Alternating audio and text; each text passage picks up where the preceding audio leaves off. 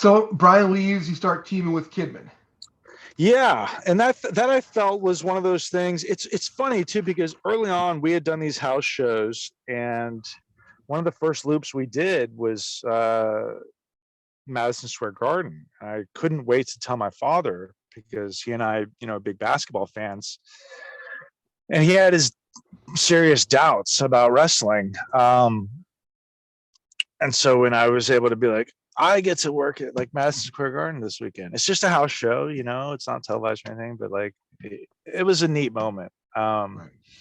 But I remember at Madison Square Garden, Brian and I would do this spot because the shooting star was kind of the thing that I had used in the Independence and Ring of Honor and all this stuff. And at the time, I felt like I can do this better than anybody.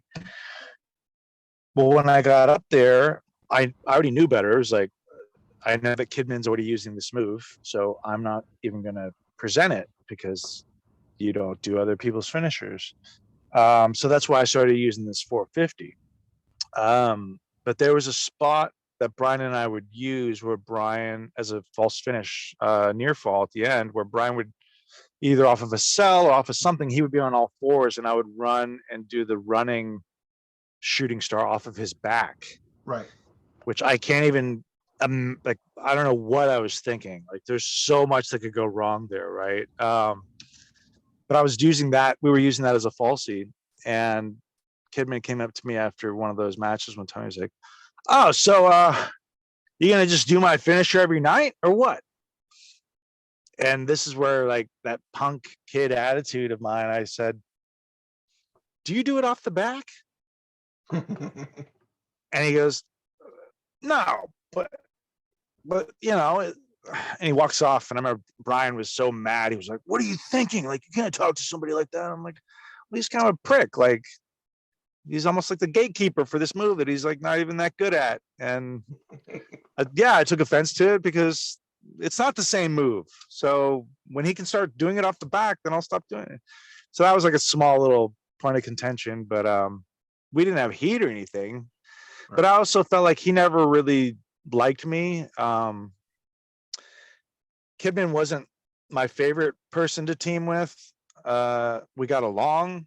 I was a fan of his growing up, so it was kind of one of those things where you'd hope that you could become friends with somebody, but it's just not in the cards. To me, at least, he was the kind of partner who would throw you under the bus to kind of save his own ass. If everyone's like dogging on somebody in the locker room and he doesn't want to get clowned on, like, he'll gladly throw you under the bus to avoid getting any heat. And I just thought, like, this guy sucks. I get along fine with Tori. Like, she's a sweetheart, and maybe that's part of why he and I, but we never talked when we weren't on the road. We never rode together. None of that. I think it was one of those things where they thought, "Oh, this guy's wearing short shorts and he's got dark hair. Hey, this guy we're not doing anything with, he's also got short shorts and huh. You know what? Let's team these guys. That's a pretty brilliant idea. Let's put these guys together. They both climbed to the top rope. We don't really watch the matches after that, but let's just do them together, see what happens." And so we started teaming, and we didn't have matching anything. We just was, who knows if it's had legs or anything. And we were fortunate enough to get in the crossroads of the Dudley Boyz, who, nothing against Devon, but I imagine.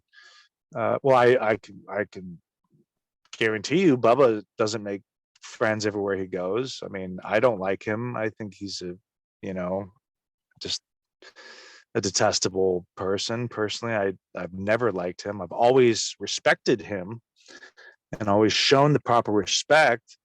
But when a bully lets it be known that none of that matters and they're just going to be a prick and a bully regardless and never explain to you why, then you understand that's kind of how that person is. Again, because he was a veteran, to me, I always said hello and shook my hands, and even after WWE, even well after. Are you talking in the ring, out of the ring? Both.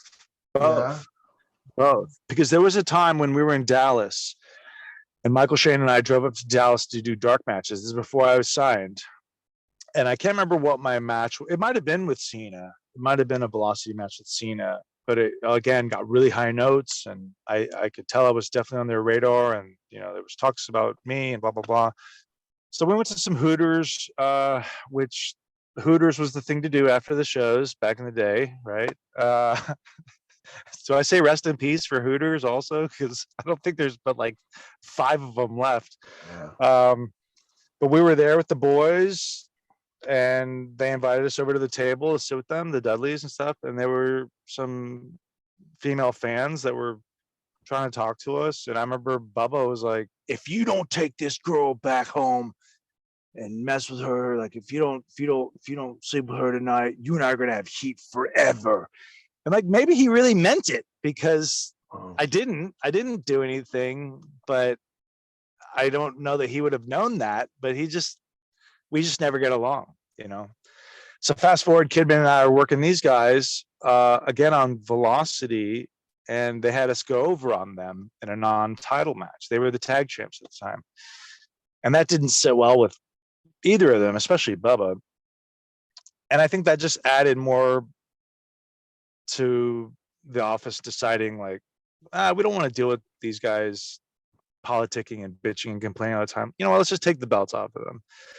So then we worked them another time, and we went over on them completely out of the blue. It wasn't like they had told me that these were the plans. It was literally, this is all stuff that like I found out the day you show up at the building and they tell you, you're like, what? Like they're putting the tag belts on us? Really? What? Okay, that's cool. Like, and we were in Winnipeg, and from what I understood, Bubba was outside of Vince's office for like at least an hour waiting to go in there and try and get the decision reversed. And I had different agents coming up to me and telling me that and kind of laughing about it. And so I remember he comes up to me and he said, "This is going to be the worst night of your life." And I go, "What do you mean?" And he goes, "Worst night of your life." And he walks off, and I thought, all right, well, be ready for anything.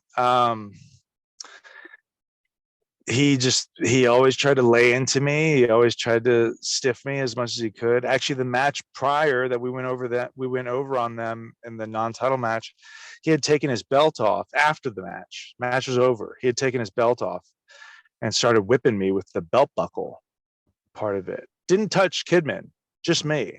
And I thought, this guy's a piece of shit. Like, he's a piece of shit.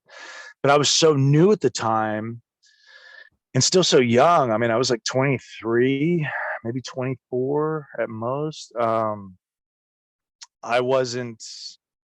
didn't feel that I had my footing there to go in and be like, "Hey, motherfucker, like, you want to do that shit to my face?" Like, right.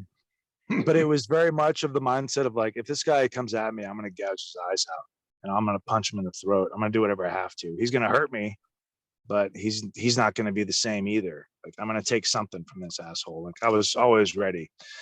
But anyways, yeah, we went over on them, and that was pretty surreal, like these belts are heavier than I thought they would be. And it was just really cool, and Kidman and I were getting along. We got along. It wasn't like we didn't like each other. We just weren't like you would traditionally think a team should be, like friends talking over ideas on the off days, like writing together. It wasn't any of that. I don't think we even had each other's numbers, honestly.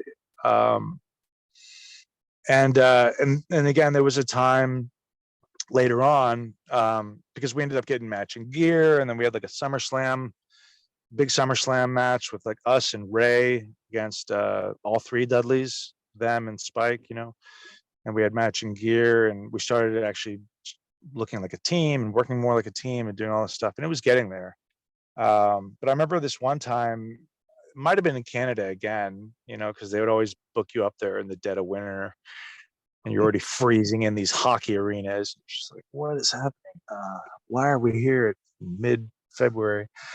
And he comes up to me. Bubba comes up to me and goes, "Hey, you're laying those shots in. Your forearms, you're laying them in. I'm letting you know, like you're asking for it. What are you trying to do? You trying to stiff me?" Or he's like, "What are you trying to do?" and Kidman, always the shit stirrer, he goes, maybe he's giving you a receipt. And he goes, oh, really? You think you've earned your stripes? Give me a receipt, huh? And I was like, I'm not saying anything. And I walked off because I was like, I'm not going to get into this. And so as we started to go home in that match, there was a point when I was supposed to come in and make a save and forearm Bubba. And sure enough, I formed as hard as I could, like all bone. And he flopped out to the floor and laid there. And he was supposed to come back in. And it was like, we were using him in the finish. Like none of that. We had to change the whole finish. He just sat out there on the ground, like never got back up. And then in the back, of course, Kidman's like, hey, Bubba, what happened to you out there? You all right? And he's like, oh, yeah, knocked the wind out. And that was that, you know. We ended up just kind of drifting in a different direction. And eventually Kidman ended up doing the shooting star where he landed on Chavo's head and knocked him out for like a legit, what felt like 5 to 10 minutes, like an insane amount of time to be knocked out. Because he did this shooter and his knee went right into Chavo's temple and drove his head into the mat, and he was out. And it was scary. So then they started this program where Kidman was afraid to do the shooter, and that's what eventually led to our split. And I had done a match with Booker T, a singles match not too long before, where he ended up breaking my nose with an elbow, careless elbow, back elbow bullshit. Yeah. Just shot me off the ropes and was like, move it. I was like, what the hell did he say? And as I'm hitting the ropes, he's already there. So he gave me no room to come off the ropes. And they thought I blew my knee out from the way that he basically clotheslined my face with his elbow. And it took me off my legs, you know. So they thought I blew my knee out, but my nose was like over here. So they said, you know, we have this blow off match between you and Kidman coming up at the pay-per-view. But you have to get, I had to get rhinoplasty. Like I had to get my nose redone. And they said, if you do that, then you're not going to be able to do the pay-per-view match. But if you wait till after the pay-per-view match, we can have them put you out and then you can get your surgery. So I wrestled that pay-per-view blow-off match with a broken nose, and Kidman ended up punting me in the face during that match. And I was just like, motherfucker. So, yeah, just a wild ride, man. Did Booker T say sorry? No, never. And I brought that up not too long ago, last year sometime on the cafe with Renee, because he had broken Renee's nose as well. Never apologized. No, he would just be in the back and be like, oh man, I can't believe this happened. This is bullshit. This is bullshit. I can't believe this happened. I'm sitting over here like, I know, I'm like, well, it happened, you know, like I'm right here, you know. No, I mean, he and I, like, we got along. Like, I don't know why, like, I guess he was above apologizing. I don't really know. But I guess we hurt his feelings last year bringing this up again, where he was like, well, I don't know why they didn't say anything to me when it happened. I was like, oh, really? Like, so the person who gets injured is supposed to come up to the careless one and seek an apology. Is that how it works? Oh, interesting. Okay. That must be some Houston logic. I'm not really sure.